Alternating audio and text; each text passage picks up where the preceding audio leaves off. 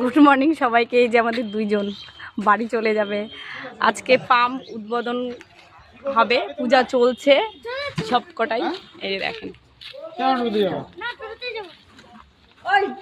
ঠাকুর বসছে পূজা করতে আমার সঙ্গে, আমি তো পূজা করে চলে যাবো।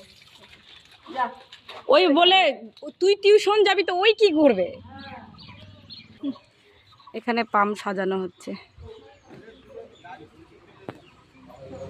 এই যে মূর্তি। দেখো আমাদের পুজো এখন প্রায় শুরুর দিকে।